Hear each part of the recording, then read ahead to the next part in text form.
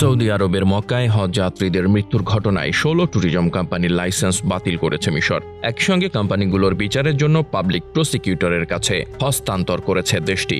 এবছরের হজে পবিত্র নগরী মক্কায় মিশরের ৫৩০ জন হজ যাত্রীর মৃত্যু হয়েছে বলে জানিয়েছে মেডিকেল এবং নিরাপত্তা সূত্র।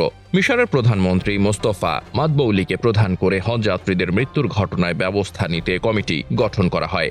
কমিটির এক বিবৃতিতে বলা হয়েছে, নিহতদের মধ্যে ৩১ জন দীর্ঘদিন ধরে অসুস্থতায় ভুগছিলেন। বিবৃতিতে আরও বলা হয়েছে, যেসব হজযাত্রী মারা গেছে তাদেরকে ট্যুরিজম কোম্পানিগুলো কোনো ধরনের মেডিকেল সুবিধা প্রদান করেনি। মিশরের এসব প্রতিষ্ঠানগুলো হজযাত্রীদের ভ্রমণ ভিসায় সৌদি আরবে নেওয়ার পর হজ ভিসা বলে চালিয়ে দেয়। পবিত্র হজে সৌদি কর্তৃপক্ষ হাজিদের নিরাপত্তায় মেডিকেল সুবিধা সহ ছাউনি স্থাপন করে, আর এসব সুবিধা হজ ভিসায় যাওয়া যাত্রীদের প্রদান করা হয়।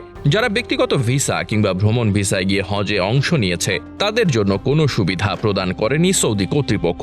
মিশরের হজ যাত্রীরা ভ্রমণ ভিসায় সৌদি আরব গিয়ে হজে অংশ নিয়েছে, ফলে তারা পুলিশের গ্রেফতার এড়াতে মরুভূমির পথ ধরে হজের আনুষ্ঠানিকতা শেষ করার চেষ্টা করতে গিয়ে মৃত্যুবরণ করে বলে ওই বিবৃতিতে বলা হয়। মিশরের কর্তৃপক্ষ বলছে, ট্রাভেল এজেন্সিগুলো হজ যাত্রীদের বাসস্থানের সুবিধা না রেখেই তাদের হজে পাঠিয়েছে। এর ফলে তাদের তীব্র তাপমাত্রার সঙ্গে মোকাবেলা করতে হয়েছে। মিশর কর্তৃপক্ষের তথ্যানুযায়ী হজ যাত্রীদের ৩১ জনের মৃত্যু হয়েছে, যারা দীর্ঘদিন ধরে একাধিক শারীরিক সমস্যায় ভুগছিল। বাকি যাদের মৃত্যু হয়েছে তারা নিবন্ধিত হজ যাত্রী ছিল না। এবারের হজে মক্কায় ৫১ ডিগ্রি তাপমাত্রা রেকর্ড করা হয়, যা ছিল অসহনীয়। এতে বিশ্বের বিভিন্ন দেশের হজ যাত্রী মারা যায়।